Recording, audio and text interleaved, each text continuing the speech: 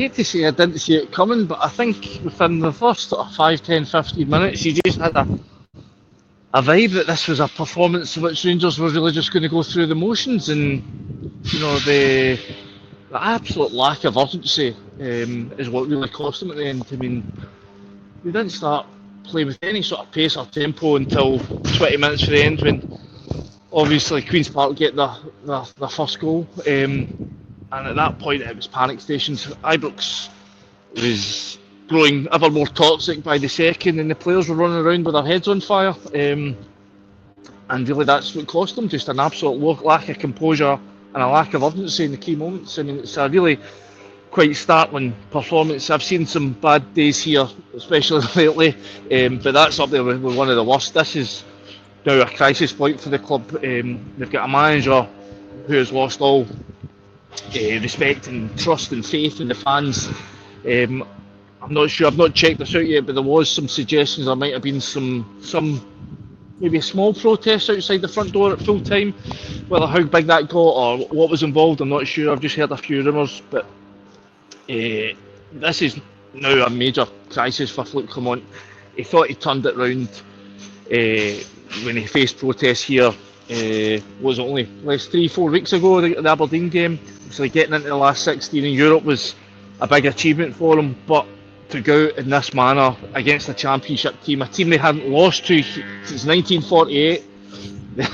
They hadn't lost to Queen's Park in the Scottish Cup since 1880 something. I need to check it. I did have it in my match report. Once in the 70s and once in the 80s, but 80s and 70s, yeah. Yeah, I mean, it's incredible. So, I mean, we've obviously just come straight for the press conference there. He was asked outright if he was going to resign. He says he won't. He says he's here for to finish this project off.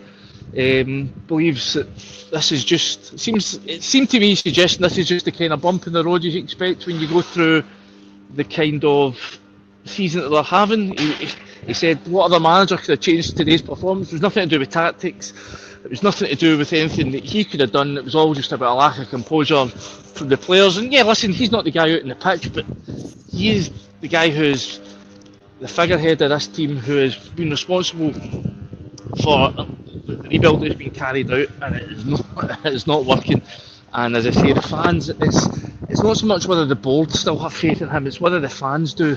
And in a couple of months' time, the board are going to go at these supporters and asking them to dig into their hard end to pay for season tickets, and that might come back as a scary shock to them, because right now the mood around here is pretty low. And I think, Andy, I hear what you're saying, and you're absolutely right in terms of Clement's reaction, but it's almost like the standard fallback position now. After every kind of booting in other regions that Rangers suffer under Clement, he trots out the same stuff. Well, you know, it's really the players, and everybody realises that we're in a transition, and it's a rebuild. And by the way, at no point, and I'd quite almost admire him for it, the kind of the Teflon approach that he's got. I'm not concerned about my position in the slightest, and I think that would be quietly terrifying for the Rangers fans out there who'll be looking at the ball going, "Are you seriously that inactive?" I think the reason you've seen that from him, because certain times he's been asked if he feared for his position. I think I asked him the question after the game up at Dundee, and he spoke with the confidence of a man who's been assured by the board that he was safe for now. Obviously, at the start of last month, we had a sit down with Patrick Stewart and Fraser Thornton, and they made clear that, listen, he is safe for now, but they were sticking by him. I think was the phrase used. We're sticking by Philippe, but results have to improve. Well, they did improve. They've taken one step forward, maybe a couple of steps forward, but this is 3 or 4 steps back. I mean, you're now looking. Well, Celtic will be the absolute huge favourites, as if they weren't already, but they will be even bigger favourites now to go and win another treble. And your only hope of winning a trophy this season is to somehow get past the likes of Spurs, Lazio, Man United, and win the Europa League. That's a tall order. So exactly. So, as you said, I said on the Hotline Live last week that this was a transition season, and this is kind of what a transition season tends to look like. Not this. that's as low as anything, as bad as anything you'll ever see from a Rangers team. Andy, can I ask you, because I've said to Daniel, we're discussing it, I felt that it all stems from the manager today, and I know that he's kind of went out his way to throw every player that was available to him today under the bus following that result. He said that they lack composure, that I didn't say tempo, yeah, it wasn't tactical, it was nothing the manager. But every criticism that made of these players could just as justifiably be, directed at the manager himself. I felt he lost composure at half time. I felt he probably spooked the players a little bit by taking Bailey Rice off. I understood there was probably a need to get Raskin in to increase the energy and tempo in the middle of the pitch. But I think what you're saying there by taking off the young kid is, one, what a boot in the home was for the boy, but two, you're saying to people, this isn't going right. I'm panicking here a little bit. And I thought Rangers looked like a team who'd been panicked by their own manager during the half-time interval. And then Hadji made one mistake with and I thought he was the best, he looked the most likely player for me in the first half when Rangers were just penning him in. It was defence v attack. Hadji misplaced one ball in that second half, and Clement turned his bench and told Ridvan Yilmaz to get stripped. And it was almost as if Hadji was paying the price for that. He replaced Hadji, probably his best, most creative influence, with a second choice left back in a game that Rangers need to score a goal. I can't get my head around it, Andy. Can you help me? So you broke up a wee bit there. But, I get what you're saying. The just that basically his tactics, his decisions, basically put unnecessary pressure on the team. Is that what you were saying? Just of it. I kind of agree with that, because what I mean. I've seen this team booed off before, and he hasn't made changes at half time. Whereas there was some. Nobody was delighted with the first half performance, but you're still sitting there thinking 45 minutes to go. I could imagine making one change. I thought Bayrami was again miles off it, as he has been for a few weeks now. But to make two, I agree with you. That just kind of screams of, something's not going right here. And I get it, and he did lose his. He showed his frustration in the touchline 1 minute in the first half, where Bailey Rice, somebody played the ball, I think it was Proper, played the ball into feet, and he just gave it back to Proper rather than turning and trying to play forward.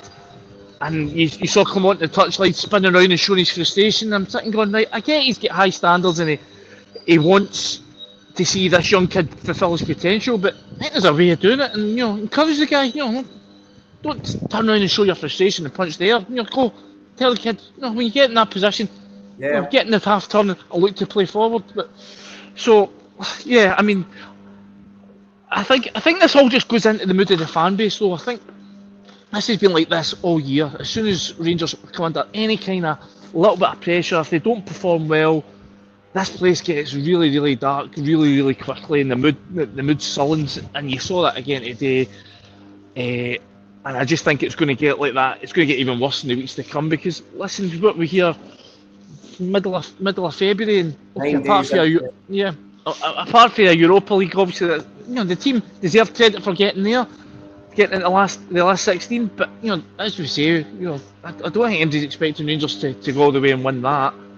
You're now domestically, the season's over in the second week in February. It's just remarkable. Listen, he was asked, how do you turn it around, and he says, we just need to start winning games. But he said that repeatedly. He said that all season. How do you turn this around? We win more games, but they're not winning enough games. They're not winning nearly enough. And obviously, the one thing that they could cling on to was their home form here. Well, you've just suffered one of the worst ever results in the club's history at home. Where you're supposedly, this is the one thing that you can fall back on and go, well, at least we play well at home. So, I think he's a lot of trouble. He's got a long way to go before he could sit there and say that he's got the backing of the supporters again. I remember, Andy, previous occasions, I'm thinking Paul Le Guen and his kind of catchphrase, stock catchphrase in these situations, well, we just need to stick together. And then you had Tony Mowbray, and I think his was, we just need to take it in the chin and move on. And you kind of get into this position, we've been doing it for long enough, when a manager is in that mode, where he's trotting out the same old lame excuses, and they're not landing, they're not convincing anybody. It's only a matter of time. And if the Rangers board can't see that then becomes the bigger worry. for I how mean, Rangers are going forward. If they can't see that now, even it's against what they want to see, but if they can't see it, then they've got the problem. The problem is in the boardroom, and that'll the, become the, apparent. the problem is that the board have probably been too eager, too quick to sack some of the previous managers. And so this time they're a bit trigger shy. They're reluctant. They're doing everything they can not to give them the bullet. But you're now at the stage now where this is. I'm not going to come out and say Philippe Clement should go, but I think the fans are going to do that for him. They're going to find in the weeks to come that the anger round about here is going to make his job very difficult to do.